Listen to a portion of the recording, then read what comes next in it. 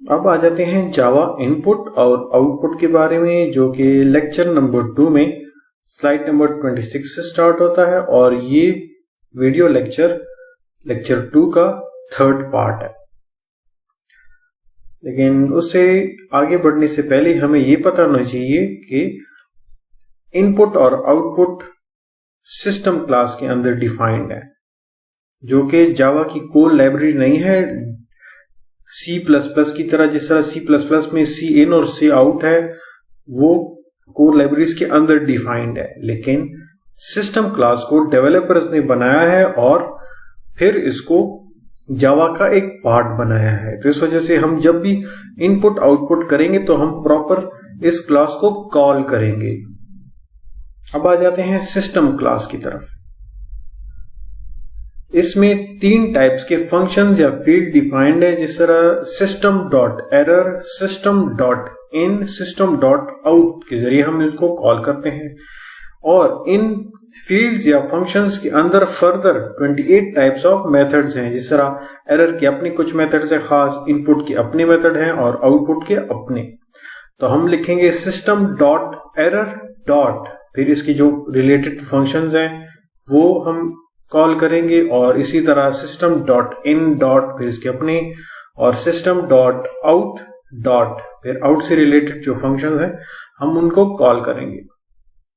तो सबसे पहले सिस्टम डॉट आउट।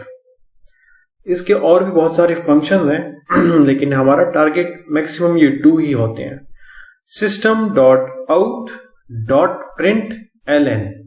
एलएन का मतलब है लाइन, कि आप एक लाइन प्रिंट करोगे, उसके बाद जब आप दूसरा system dot out dot print या प्रिंट एलएन करोगे तो फिर दूसरे लाइन में आपको सेंटेंस प्रिंट करना, सिस्टम उसको सेकंड लाइन में प्रिंट कर लेता है।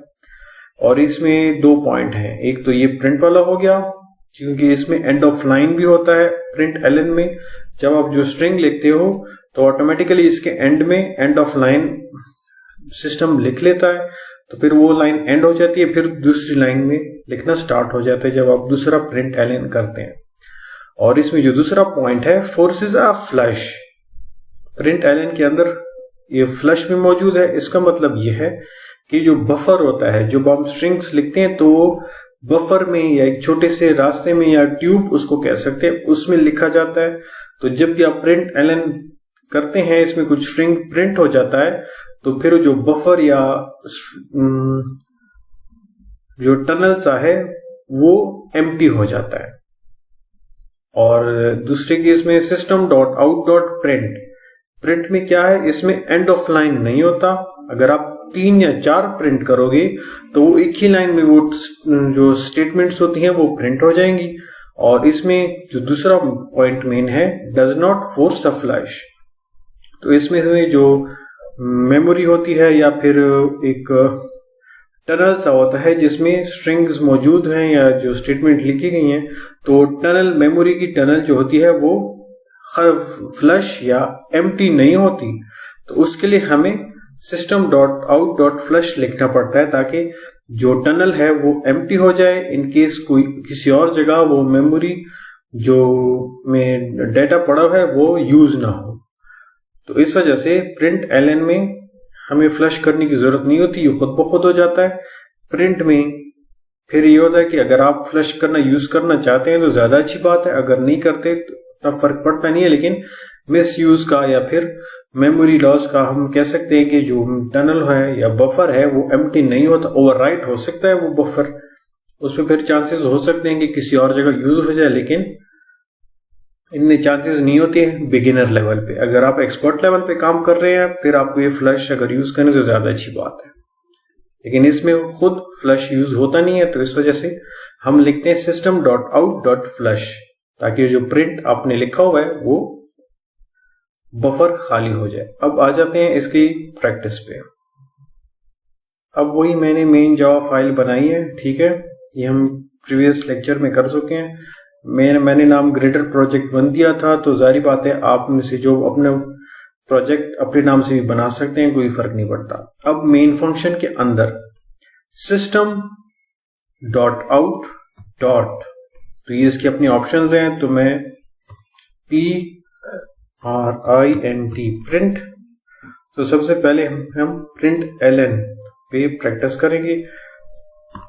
तो इसमें मैं लिख दूंगा प्रिंट 1, तो इसको कॉपी करके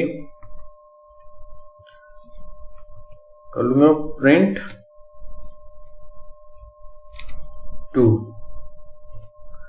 अब इसको मैं प्रिंट करूंगा। अब देखते हैं इसका रिजल्ट क्या आता है। Print 1 and print 2। तो प्रिंट 1 पे ऑटोमेटिकली फ्लश कॉल हो गया और बफर एम्प्टी हो गया। प्रिंट 2 पे भी। अगर मैं प्रिंट ln अब हटा दूं, यहां पे मैंने हटा दिया और यहां से भी हटा दिया। अब मैं प्रिंट करूंगा तो प्रिंट 1 और प्रिंट 2 ऑलमोस्ट एक ही लाइन पे एग्जीक्यूट हो जाएंगे। अब मैं इसको एग्जीक्यूट कर लूं। यहां ये जो सामने नजर आ रहा है प्रिंट 1 प्रिंट 2। इसको आप दूसरे तरीके से भी प्रैक्टिस कर सकते हैं ताकि आपको अंदाजा हो। हम इसको इस तरह कर लें, प्रिंट ln इसको कर लो और इस ऊपर वाली को भी ln कर लेते हैं। तो इसका मतलब क्या हुआ, प्रिंट लाइन तो एक ही लाइन में, ये तो प्रिंट 1 हो जाएगा, प्रिंट 2 इसके साथ हो जाएगा, ये हो गया 3 और ये हो गया 4। जब यहां पे बारी आएगी प्रिंट की, प्रिंट ln की, तो इससे क्या होगा कि नेक्स्ट लाइन पे ये प्रिंट 3 को प्रिंट कर लेगा और उसी लाइन में प्रिंट 4 भी प्रिंट हो जाएगा, क्योंकि मैंने यहां फर्स्ट के साथ ln लिखा हुआ है। मैं इसको एग्जीक्यूट कर लूं तो अभी आ जाएगा प्रिंट 1 फिर ln के बाद, इसका मतलब प्रिंट 1 एग्जीक्यूट हो गया, फिर प्रिंट 2 नेक्स्ट लाइन में होगा, क्योंकि यहाँ ln का मतलब है एंड ऑफ लाइन। यहाँ पे 1 पे लाइन खत्म हो गई, सेकेंड लाइन में प्रिंट 2 एग्जीक्यूट हो गया और उसी के साथ फिर प्रिंट 3 होगा और 3 के एंड पे, क्योंकि स्ट्रिंग के एंड पे एंड ऑफ लाइन आ जाता है। एंड ऑफ लाइन होने के बाद प्रिंट 4, फिर वो प्रिंट 4 नीचे प्रिंट हो गया।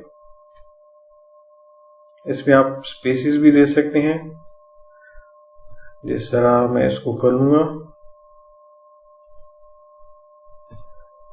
प्रिंट 1 और प्रिंट 3 के दरमियान अगर आप स्पेसेस करना चाहते हैं तो इस प्रिंट को खत्म कर लें, प्रिंट ln, तो ये एक स्पेस आ जाती है, फर्स्ट स्पेस और फिर सेकेंड लाइन, थर्ड, मतलब 3 लाइन्स का स्पेस आ जाएगा। देखिए प्रिंट 1 एंड प्रिंट 3।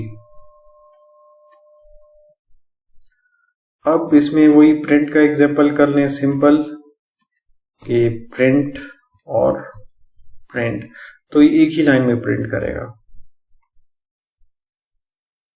1 और 3। ln अगर मैं इसके साथ लिखूंगा प्रिंट ln, तो क्या होगा, जब ये लाइन एंड हो जाए उसके बाद ये कर्सर फिर नेक्स्ट लाइन में आपको यहाँ पे लिखना स्टार्ट कर लेगा इस पोजीशन पे। अगर मैं यहाँ प्रिंट लिखूंगा तो इसके बाद जो प्रिंट स्टेटमेंट है वो फिर नेक्स्ट लाइन से स्टार्ट हो जाएगी। अब आ जाते हैं इनपुट और आउटपुट के बारे में। अब इस पूरे कोड को आपने कॉपी करना है और नेटबीन्स में पेस्ट करना है, जिस तरह मैंने यहां किया मेन फंक्शन के अंदर। ठीक है, अब यहां पे इसको हम चेक करेंगे कि इसका काम कैसा है। जिस तरह ये मेन फंक्शन के अंदर डिफाइंड है, यहां देखें मेन फंक्शन यहां से यहां तक है। अब इसके लिए एक स्कैनर क्लास की जरूरत होती है जो कि आपकी इनपुट्स को रीड कर सके। ठीक हो गया, जिस तरह यहाँ स्कैनर है, इसको अगर एक क्लास इंपोर्ट करनी पड़ती है हेडर में टॉप में, ठीक है, यहाँ पे इंपोर्ट करना पड़ेगा। तो जब मैं इधर जाऊंगा क्लिक करूंगा तो यहाँ देखिए add import for Java utility scanner, वैसे भी डबल क्लिक कर लें तो यहाँ स्कैनर अब ये इनपुट के लिए यूज होता है। तो इस स्कैनर का जो एक क्लास डिफाइंड है इन लाइब्रेरीज के अंदर, इसका आपने एक ऑब्जेक्ट बनाना है माई ओबीजे। अब ये इस ऑब्जेक्ट है इस स्कैनर क्लास का, scanner my object is equal to new scanner. ठीक है, और इसके अंदर आपने लिखना है सिस्टम डॉट इन। अब इन क्या है, जिस तरह अभी हमने पिछली स्लाइड में पढ़ा कि ये इनपुट के लिए है, और ये हम इनपुट कैसे करते हैं, इस स्कैनर क्लास की वजह से, और इसका हम एक ऑब्जेक्ट बनाते हैं। इस क्लास और ऑब्जेक्ट की जो डिटेल्स हैं हम फिर ये नेक्स्ट लेक्चर्स में डिटेल में करेंगे, तब आपको समझ आ जाएगा हम एक क्लास का ऑब्जेक्ट बनाते किस तरह। जैसे अभी मैंने पिछले लेक्चर में आपको बताया भी था, जिस तरह इंसान क्या है, एक क्लास डिफाइंड है कि उसकी वेरिएबल्स वगैरह हाथ, कान, नाक, टांगे हो गई, और उसकी जो फंक्शंस क्या है, किस तरह खाना है, और जो या मेथड जिसको कह देंगे, किस तरह खाना है, दौड़ना है, पानी पीना है, ठीक है, वो उसके फंक्शंस हो गए। और हमारे क्या नाम, हमारे जो नाम है वो बेसिकली इंसान के ऑब्जेक्ट्स हैं। तो इस तरह स्कैनर एक क्लास है, और माई ऑब्जेक्ट जो हमने लिखा है, ये इस स्कैनर का क्लास को हमने एक नाम दिया है कि इसका ताल्लुक इस स्कैनर के साथ है। अब यहाँ पे system dot out dot print LN, तो ये हमारे लिए प्रिंट हो जाएगा सबसे पहले कि आप अपना नाम एंटर करो। जब ये प्रिंट हो जाएगा उसके बाद फिर कंप्यूटर होगा वो इस लाइन को एग्जीक्यूट करेगा। तो इस लाइन का क्या मतलब है कि स्ट्रिंग यूजर नेम, इसका मतलब क्या हुआ कि इसमें यूजर नेम सेव होगा जो कि एक स्ट्रिंग है, इज इक्वल टू। अब ये जो पॉइंट है ये इंपॉर्टेंट है, माई ऑब्जेक्ट, माई ओबीजे जो कि इस क्लास का ऑब्जेक्ट है स्कैनर का, dot next line. Next line का मतलब ये है कि आपको एक लाइन दी जाएगी जिसपे आप अपना नाम लिखोगे, इनपुट करोगे, और वो स्टोर कहाँ होगा, इस यूजर नेम में। और फिर जब आप इंटर करोगे तो वो लाइन आपने जितना भी लिखा हुआ है वो सारा का सारा यहाँ पे सेव हो जाएगा यूजर नेम में। और फिर नीचे क्या है, system dot out print LN, print मतलब नेक्स्ट लाइन में आपका यूजर नेम प्रिंट हो जाएगा कि user name is plus user name. तो प्लस का मतलब कॉन्केटिनेशन है, मिलाना है, इस लाइन को एक्सटेंड करना है। तो यूजर नेम इज, इसके बाद फिर आपने जो यूजर नेम एंटर किया हुआ है वो प्रिंट हो जाएगा। अभी हम इसको एग्जीक्यूट कर लेते हैं।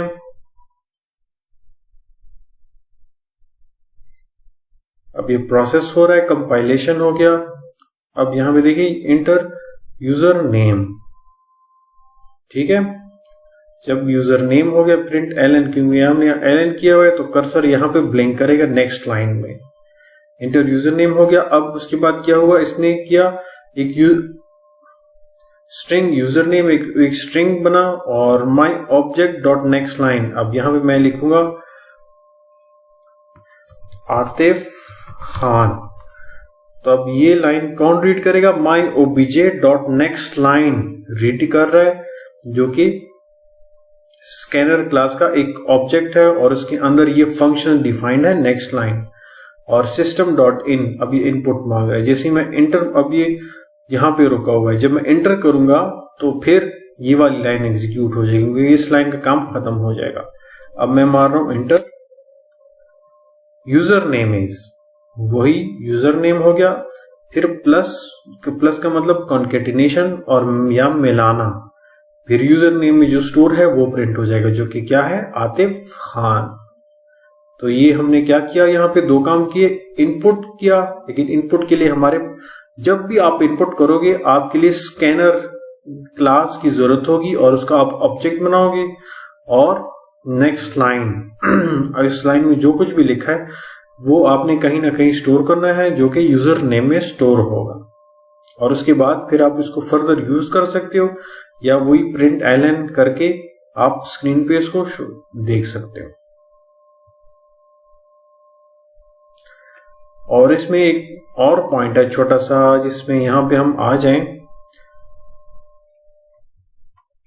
इस ग्रेडल को यहां पे जाना है और ये लाइन आपने ऐड करनी है। तो मैंने यहां ये लाइन ऐड की थी, लेट सपोज मैं इसको खत्म कर लूं, मैं इसको कट कर रहा हूं, ठीक है, और मैं वापस आके इसको एग्जीक्यूट कर रहा हूं। एग्जीक्यूट, अभी प्रोजेक्ट स्टार्ट हो गया।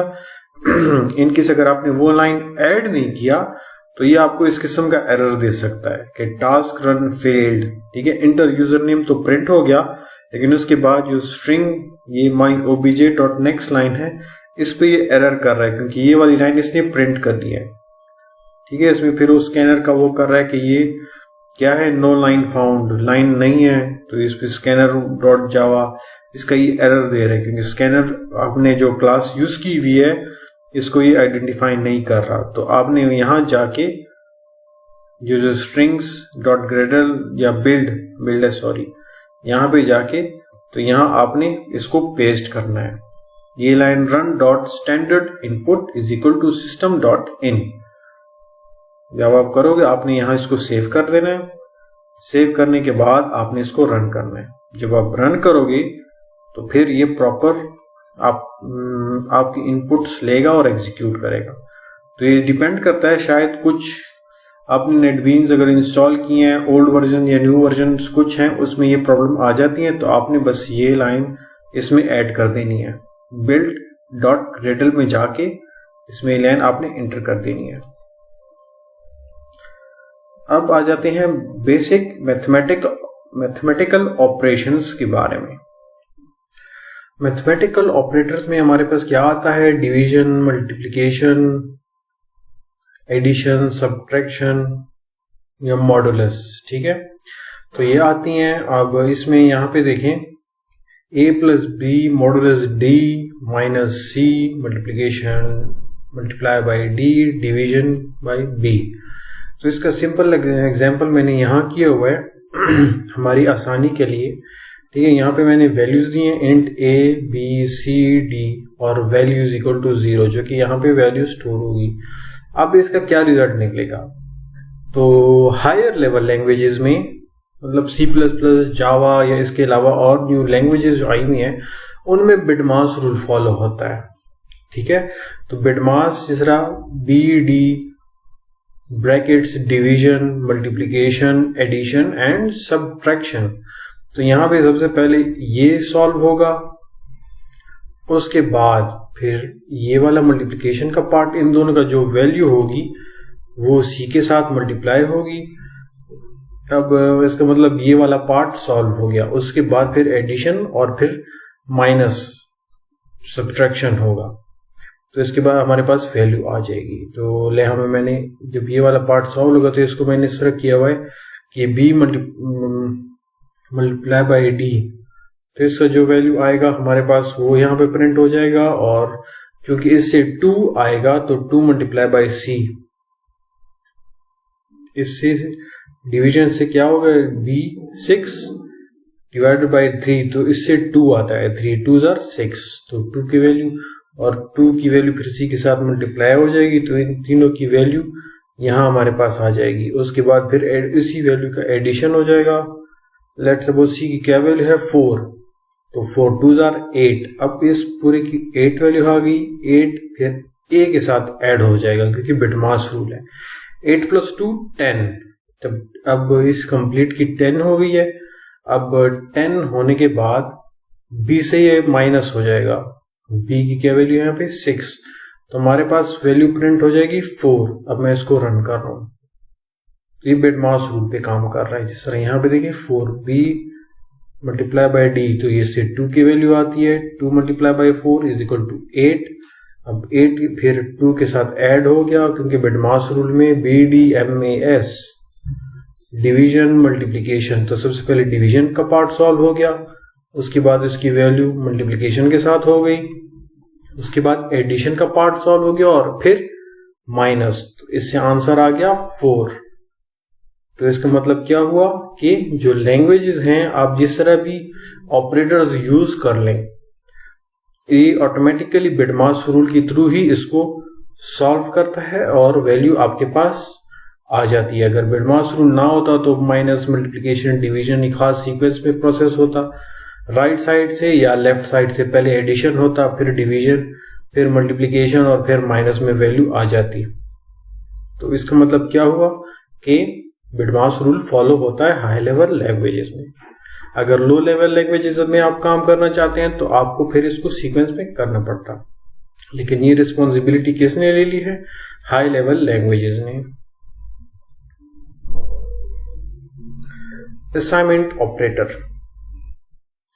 असाइनमेंट ऑपरेटर का किरदार बहुत अहम है प्रोग्रामिंग में। अगर आप इसके बारे में जान लें तो ज्यादा अच्छा है।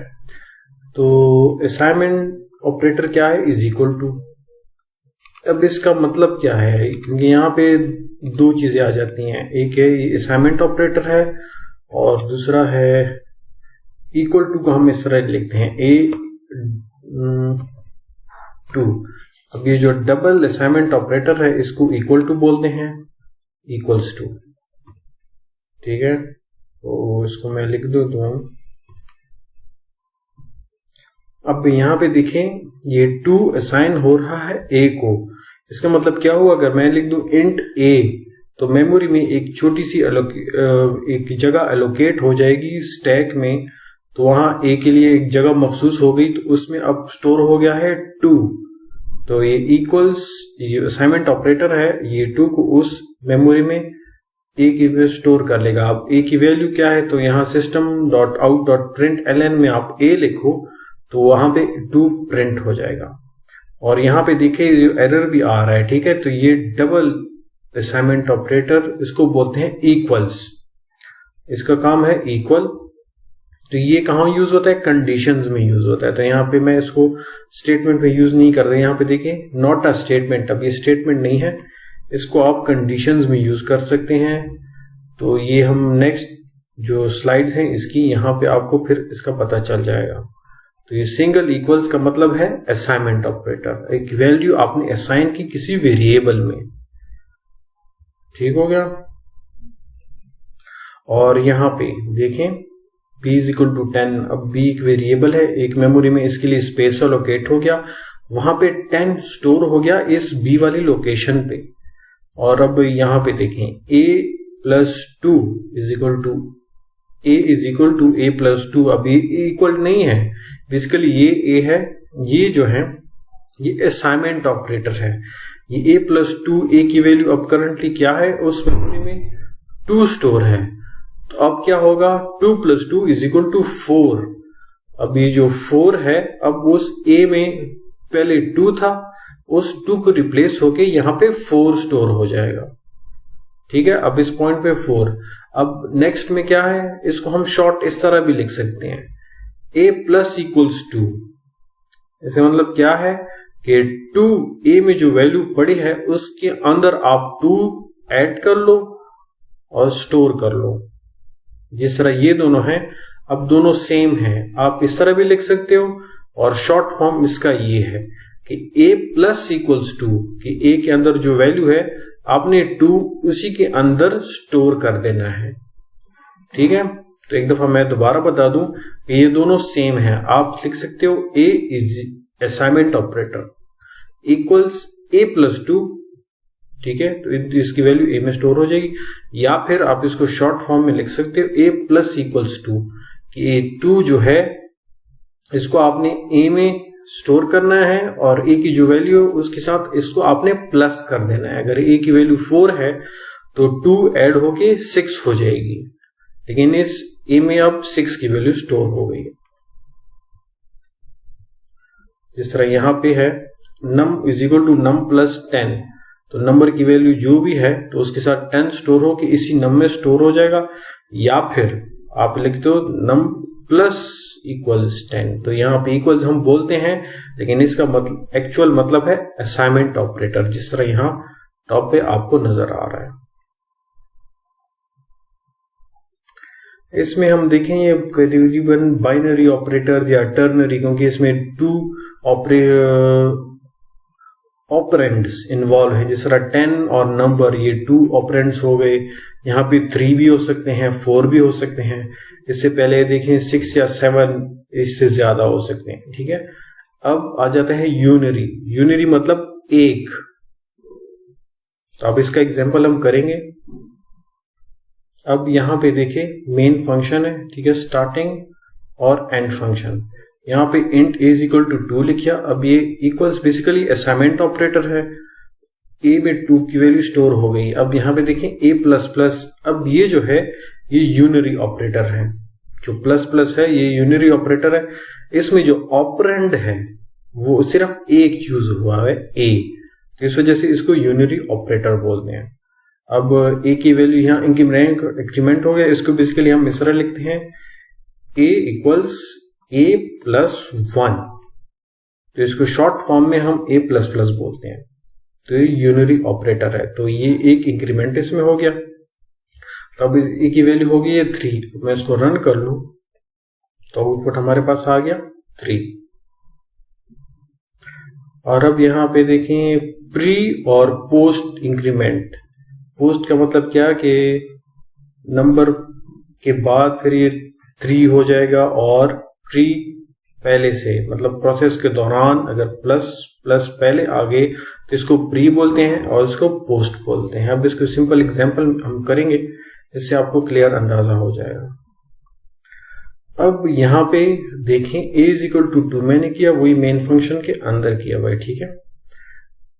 प्री मतलब यूनरी ऑपरेटर प्री ऑपरेटर की ऑपरेंड से पहले a++ हो गया, प्लस a हो गया, और यहाँ पे b++ हो गया।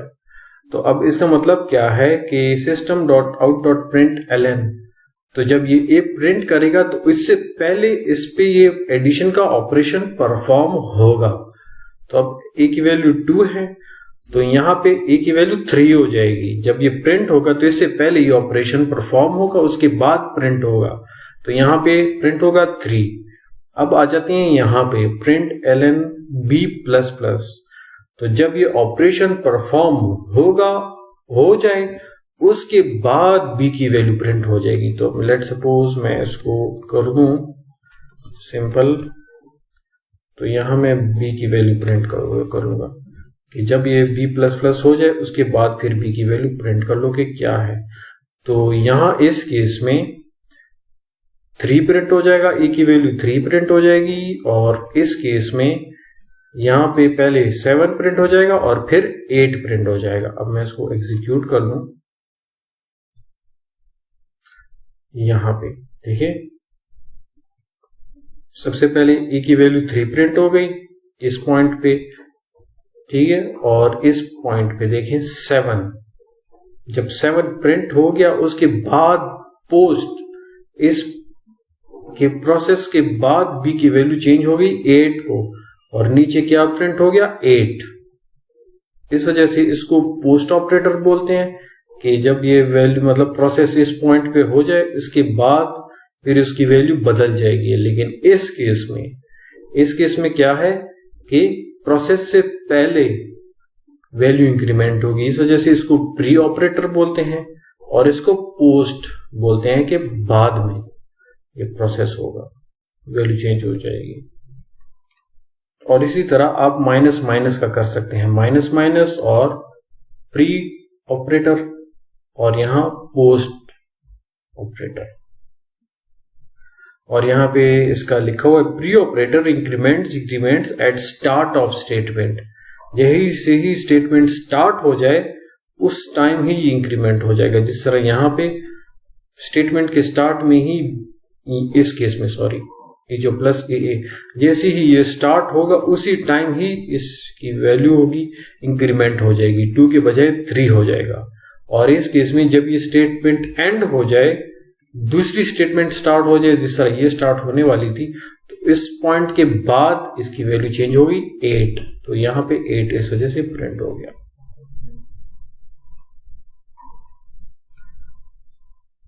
Statements and blocks.